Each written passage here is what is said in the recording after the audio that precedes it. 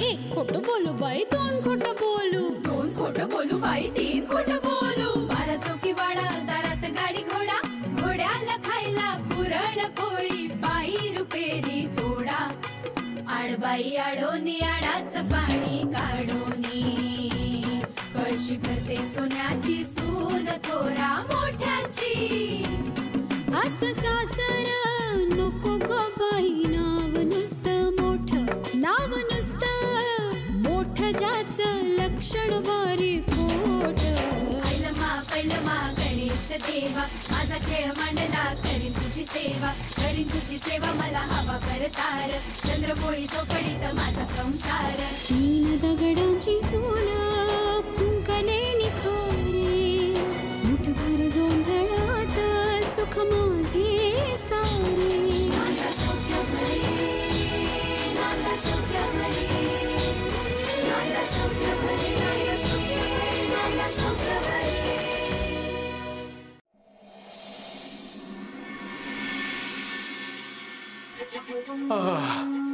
अरे बाप,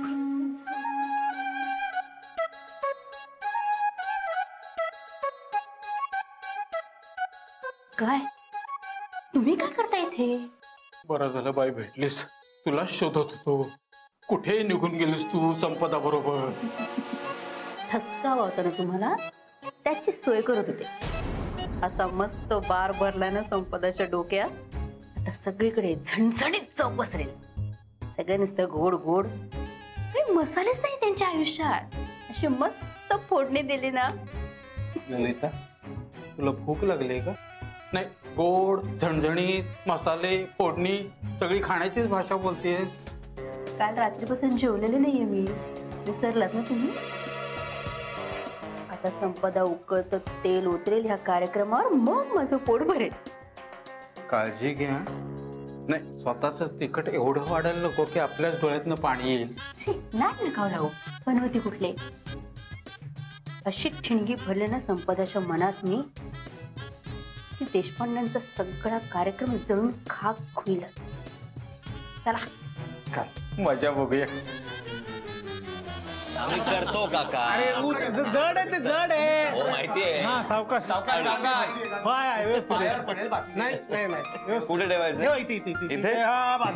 ओके, बस. काका साहेब, तो पर्दाफाश कार्यक्रम अर्धवट टाकून सगळ्या करत्या बायका गेल्या कुठे मध्ये? नील दादा, पर्दाफाश तो होके रे गाई. हा, आता कार्यक्रमाची वेळ पुढे गेली आहे इतकंच.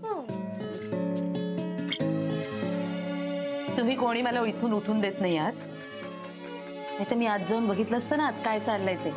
बस ग. आणि अनिताला माझी मदत लागेल. हो, आज अनिताला मदत करायची काही गरज नाही. हो हो हो. अनिता केक आणायला गेली होती. ए, या केक वरच्या सगळ्या चेरीज माझ्या आहेत, मी आधीच सांगून ठेवते. अगं हो, तुलाच देणार आहे, कारण तू या घरातली चेरी ऑन द टॉप आहेस. काय चला केक कापायला घ्यायचं का? अहो पण स्वानंदी संपदा कुठे आहेत? त्यांना येऊ देत ना.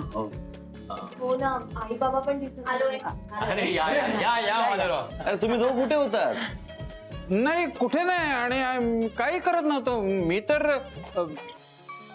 किती किती गोंधळताय? फ्रेश व्हायला गेले होते. अरे काही हरकत नाही, बसा ना, बसा. तुम्ही जरा या या माधवराव, बसा. तुम्ही सगळे आमच्यासाठीच थांबला होतात का? अगं नाही, स्वानंदी पण दिसत नाहीये. मी घेऊन येते मग तिला. मी संपदाला बोलवते.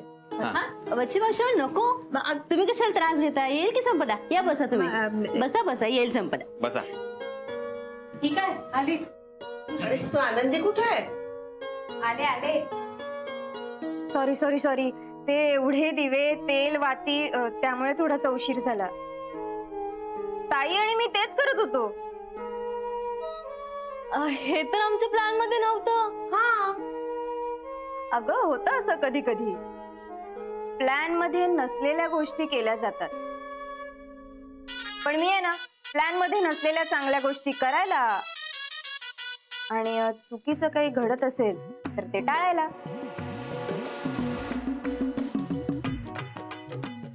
आणि याला म्हणतात खास स्वानंदी टच. अरे माझी बायको म्हणजे हो गुणी आहे बाबा, मान्य आहे मला, पण ती तुझी बायको होण्याआधी आमची मुलगी आहे, लक्षात ठेव.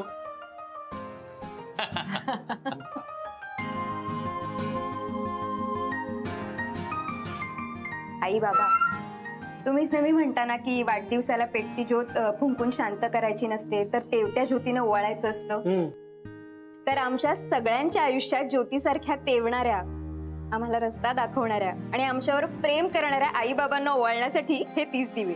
अरे या ना सगळ्यांनी, आपण एकत्र ओवाळूया. नाहीये आजी, तू पण. अगं पण मी कशाला? अगं तू हवी आहेस आम्हाला. आता तू नको ओवाळू, इकडे.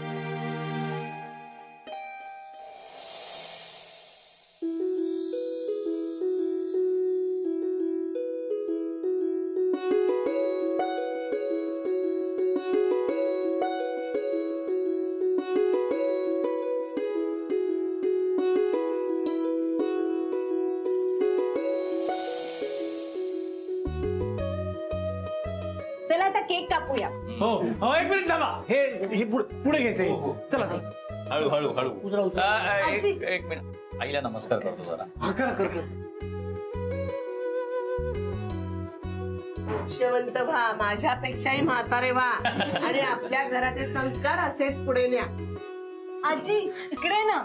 आता मला म्हातारीला नाचवतेस का काय? काय म्हणते बघ तरी. जा. तुमच्याकडे बघून कुणाला वाटेल तुम्ही म्हातारे आहात.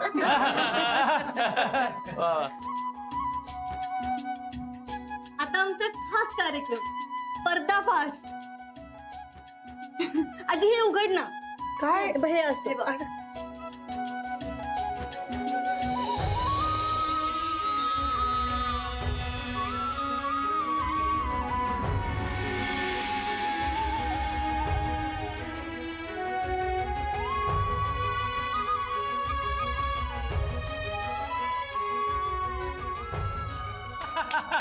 तुम्हीच निवडलाय. भाऊजी, तुम्ही त्या दिवशी ते अल्बम काढून बसला होता ते ह्याच्या करता?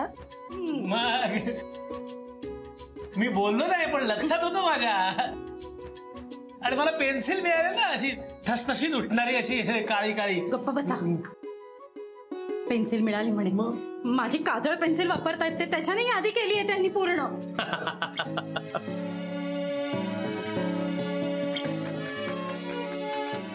सगळं व्यवस्थित केलं मुलींनी, छान. हो, स्वानंदीच्या बहिणी आहेत त्या, चुकतील कशा, नाही का? बरोबर.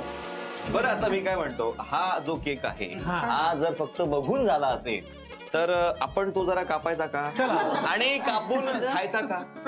या अॅनिव्हर्सरी बॉय, अॅनिव्हर्सरी गर्ल पुढे.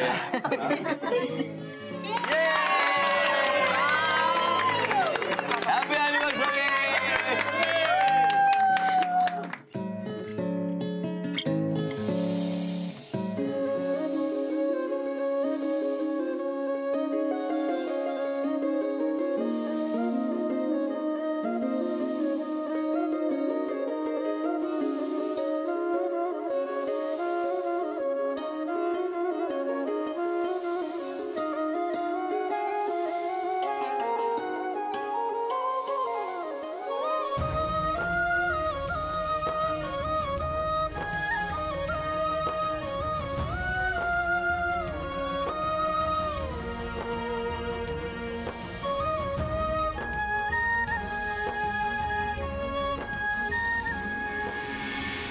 पास होता किती फोटो. बस. पण खरंच आज माझ्या धाकट्या सुनेची दृष्ट काढायला हवी हो. कारण अंजलीच्या मदतीशिवाय किती पदार्थ केले होते आणि मी सुद्धा नव्हते इथं. हो ना, आणि मला सुद्धा येऊ दिलं नाही. आणि केवढे पदार्थ केले तिने, किती प्रकार. डाळिंब्याची उसळ, पुलाव, उकडीचे मोदक, टोमॅटोचं सार, अगदी भरगच्च मेनू होता. अहो असं काही नाही वहिनी, म्हणजे सगळे होते म्हणून जमलं मला. आता पहा ना, वच्छी आत्यांनी दुपारी येऊन 2 किलो वाल सोलून दिले. त्यात काय ग? सायली आणि जुईलीने 8 नारळ खोवले. सगळ्यांचा हातभार लागला म्हणून सगळं नीट पार पडलं. नाही पण ते प्रकरण मस्त होत ना, सफरचंदाची खीर. हो ना? हो हो मस्त. मजा आली एकदम. आनंदी शिकून घे तू पण. हो. नाही नाही, ती मी नव्हती केली, ती वच्ची आत्या घरून घेऊनच आल्या होत्या. बर रे वा. काय ग? अच्छा आनंदी वच्छतेकडून शिकून घे मग. हो. आता सगळ्यांनी एकत्र मस्तपैकी बसायचंय आणि काका काकूंबद्दल तुम्हाला जे वाटतंय ते सांगायचं. सांगितलं तसं काय बोलणार? काही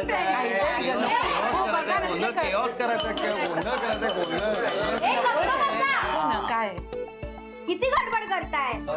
हे बोलणं कंपल्सरी नाहीये. ज्यांना जसं सुचेल तसं त्यांनी बोलावं.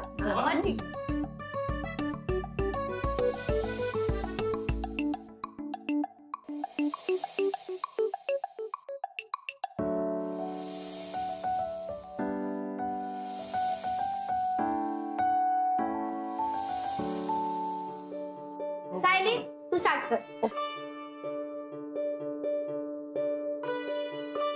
ऍक्च्युली मला खूप गोंधळायला होतंय. मला काका काकू खूप आवडतात. म्हणजे माझा काका कधीच चुकू शकत नाही आणि काकू आमच्यावर कधीच खरं रागावू शकत नाही. मी तुमच्या दोघांसारखं होण्याचा प्रयत्न करीन. लव यू काका काकू.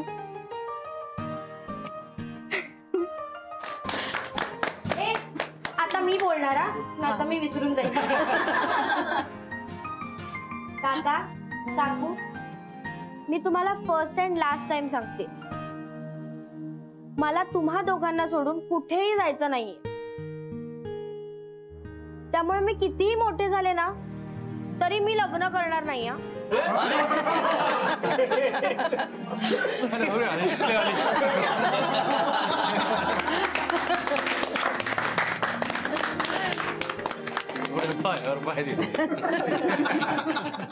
बरं हे म्हणता. आता तू उभा राहा आणि बोल. हो लक्षात आहे का? पाठ आहे ना? नाही म्हणजे मी लिहून घेणार होतो काय बोलायचं ते. चांगली ठसठशीत पेन्सिल होती माझ्याकडे, पण हिने ती पेन्सिलच घेतली. मग काय करणार मी? कसं? गप्पा बसा. ते काजळ होतं ते मी घेऊन टाकलंय परत. हो हो हो, पण मी बोलतो. दादा वहिनी तुमच्याबद्दल बोलायचं म्हणजे स्वतःबद्दलच बोलण्यासारखं झालं ना. पण नाही, तुमच्या आशीर्वादाचा हात आमच्या डोक्यावर सतत असू देत.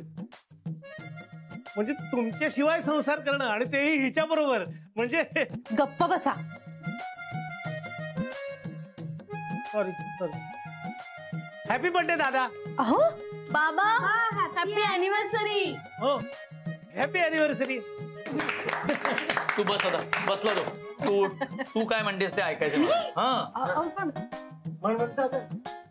चांगलं बोला भाऊजी. भाऊजी, आता मी वेगळं काय बोलणार? म्हणजे तुम्ही मला उभी राहा म्हटलं म्हणून मी उभी राहिले. मग बस. बसते. गप्पा बसा तुम्ही. तर मला सांगायचं होतं की खूप प्रेम दिलं तुम्ही मला, खूप माया केलीत माझ्यावर, सांभाळून घेतलत मला नेहमी. तुम्ही माझ्यासाठी जे केलत ना त्याची परतफेड करणं मला या जन्मात तरी शक्य नाहीये. म्हणून मला वाटतं की त्याची परतफेड करायची असेल ना तर स्वानंदीसारखं पुढच्या जन्मी तुमच्या पोटीच मला जन्म घ्यायला लागेल. तरच मला तुम्हाला ते प्रेम देता येईल.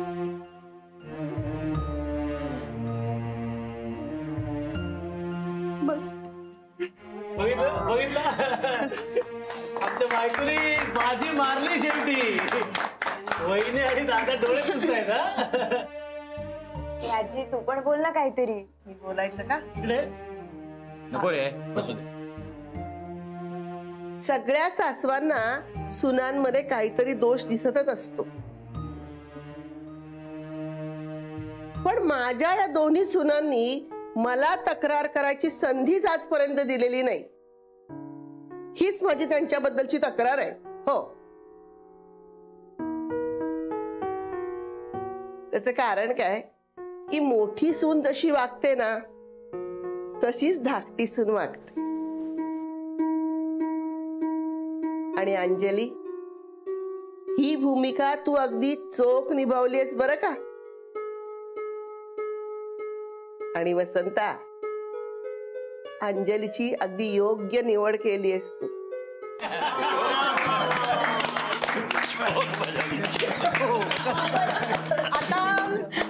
आता स्वानंदी बोले. नाही संपदा तुला बोलायचं असेल ना. ऐकाय काय हे आधी वच्ची आत्या. मी मला कसं आहे असं बोलता येत नाही मला. त्या अहो थोडस बोला.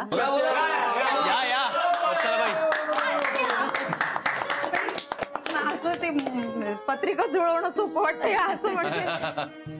काय बोलू आता. सगळ्यांची आत्या तशी या चारही मुलींच्या आत्या असं मी आतापर्यंत समजत होते. पण जेव्हा या घरात मी आले ना तेव्हा मला पहिल्यांदा जाणवलं की माझी एक आई आहे. मला 2 भाऊ आहेत, 2 जीवाभावाच्या भावजय आहेत आणि 4 गोडुल्या भाच्या आहेत. वसंतराव आणि अंजली 30 वर्षाचा मुरलेला संसार, अगदी मुरलेल्या लोणच्यासारखा. लोणचं खराब होऊ नये म्हणून तळाशी मीठ पसरतात, तसे या दोघांनी आपल्या सगळ्या काळज्या, विवंचना, दुःख मनाच्या तळाशी ठेवून दिलं आणि आपला संसार असा लोणच्यासारखा मुरवला. म्हणजे मिठामुळे लोणच्याच्या चवीत जशी बाधा येत नाही ना, तसे यांच्या काळज्या, विवंचनांचं सावट यांनी आपल्या संसारावर येऊ दिलं नाही. ह्याला म्हणतात सहजीवन, ह्याला म्हणतात संसार. मी बाई ग खूप बोलले का. सॉरी. मी ना म्हणजे एकदा बोलायला लागले की बोलायलाच लागते बाई.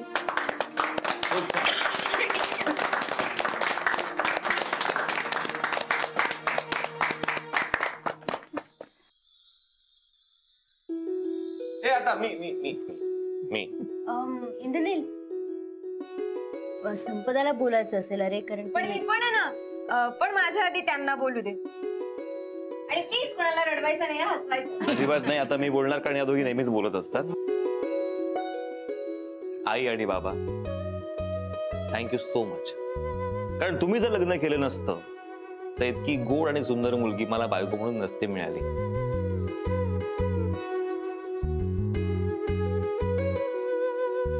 Thank you so much. पण तुम्हाला एक विनंती आहे की पुढच्या जन्मी सुद्धा तुम्ही प्लीज लग्न करून या सुंदर मुलीशी माझं पुन्हा लग्न लावून द्या. म्हणजे जुल्याच्या भाषेत मी तुम्हाला फर्स्ट आणि लास्ट टाइम सांगतोय, आई बाबा पुढच्या जन्मी हाच टेलिकास्ट रिपीट करा. असं इथे उभं राहू. ये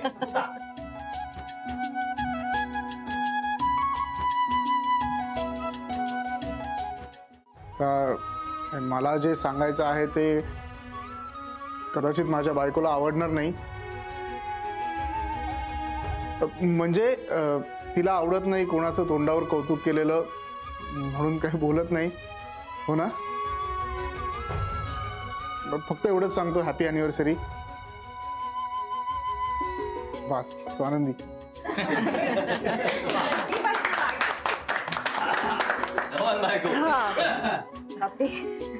सगळ्यांसमोर उभं राहून असं स्पेशल कौतुक करायचं म्हणजे थोडं साहित्यिक होईल. पण प्लीज कोणी हसायचं नाही. बोल ग तू बोल. उच्च मराठी शिकवणाऱ्या प्राध्यापकाची पुतणी आहेस तू. बिनधास्त बोल. हो.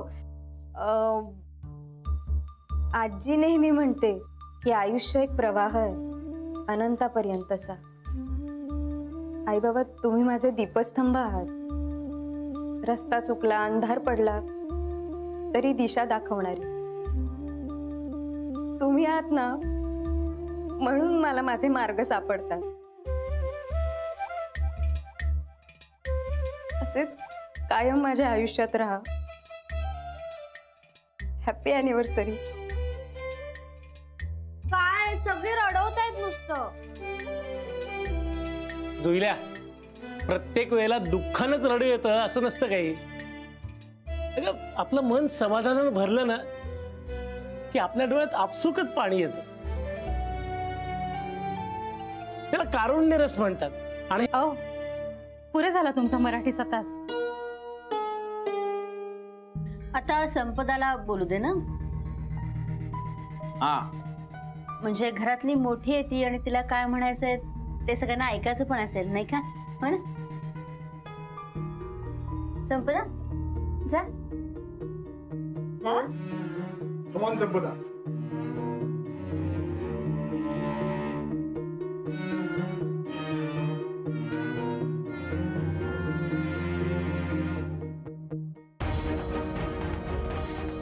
आता मी जे काही बोलणार आहे ते ऐकून कोणाला कसं वाटेल ते मला माहित नाही, आणि हे सगळं बोलण्यासाठी ही वेळ योग्य आहे की नाही हेही मला माहित नाही.